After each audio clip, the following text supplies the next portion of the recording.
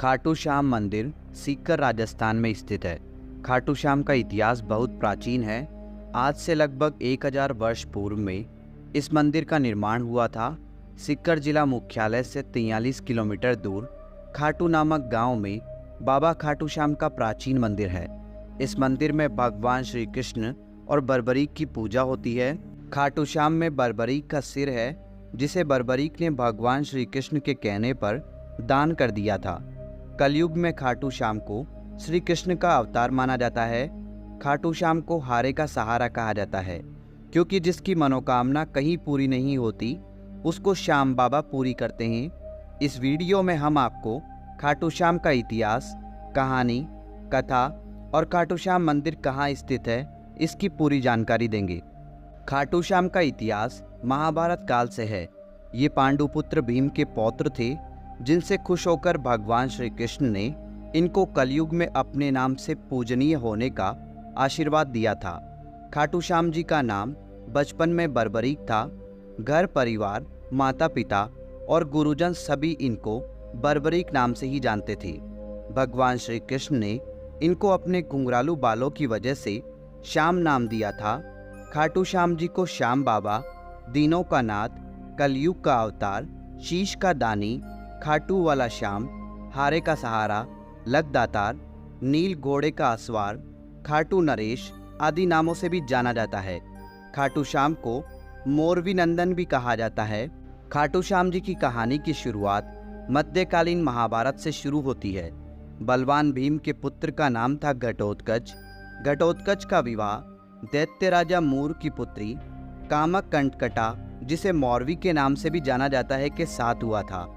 मौरवी और घटोत्कच ने एक पुत्र को जन्म दिया, जिसका नाम था बर्बरीक। बचपन से ही बर्बरीक ने अपनी माता मौरवी और भगवान श्री कृष्ण से युद्ध कला सीखी। बर्बरीक ने भगवान शिव की तपस्या की, जिससे प्रसन्न होकर शिव जी ने उन्हें 3 बाण दिए।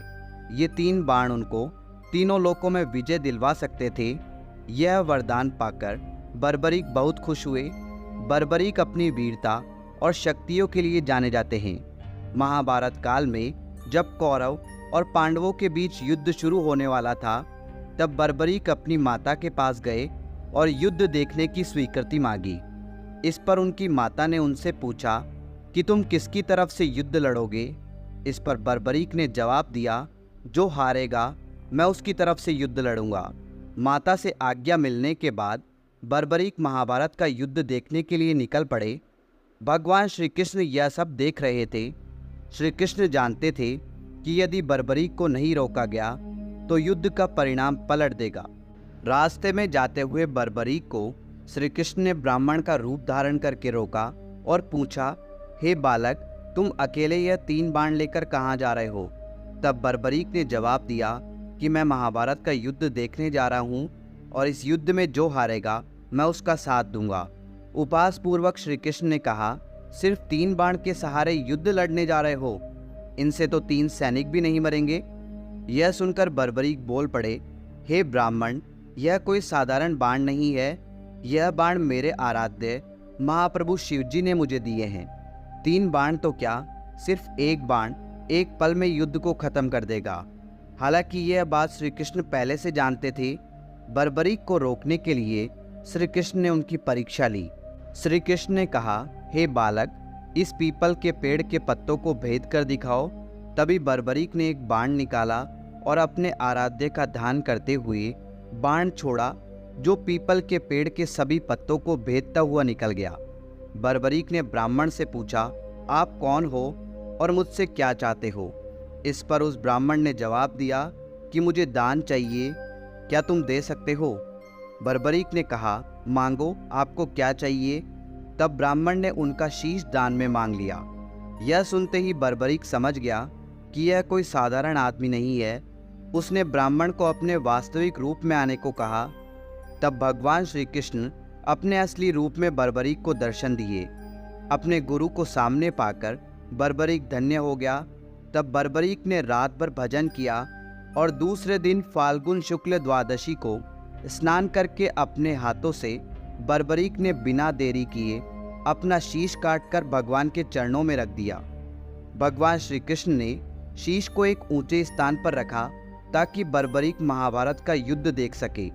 बर्बरीक की दानवीरता से खुश होकर श्री कृष्ण ने उन्हें अपना नाम श्याम उपहार स्वरूप भेंट किया। साथ ही आशीर्वाद भी दिया कि आने वाले युग में तुम मेरे नाम से पूजे जाओगे। जब भी कोई हारा और टूटा हुआ भक्त तुम्हारे पास आएगा, तुम्हारी पूजा से उसके सब काम पूर्ण होंगे। श्री कृष्ण ने बर्बरीक के सिर को एक ऊंचे स्थान पर रख दिया। आज विश्वविख्यात खाटू श्याम मंदिर उसी स्थान पर बना हुआ है जहां पर उनका कटा हुआ सिर रखा गया था। तो यह है खाटू श्याम जी की बेहद अद्भुत कहानी। खाटू श्याम का महत्व कलयुग के साथ साथ बढ़ेगा, क्योंकि भगवान श्री कृष्ण ने इनको आशीर्वाद दिया था कि जैसे जैसे कलयुग बढ़ेगा तुम्हारा यश और लोगों की आस्था बढ़ेगी। आज बाबा खाटू श्याम हारे का सहारा बनकर भक्तों के काम कर रहे हैं और उनके दुख दर्द का हरण कर रहे हैं। खाटू श्याम का महत्व इसलिए भी बढ़ जाता है कि इन्हें कलयुग का भगवान माना जाता है। आस्थावान लोगों के हर काम होते हैं और ऐसा कहा जाता है कि जो व्यक्ति अपने जीवन में अपने दुखों और कष्टों से घिरा हुआ है, अपने जीवन में हार मान चुका है, उसे एक बार अवश्य खाटू श्याम जी की शरण में जाना चाहिए। तो दोस्तों, उम्मीद करते हैं बाबा खाटू श्याम का इतिहास और खाटू श्याम जी की कहानी आपको बहुत पसंद आई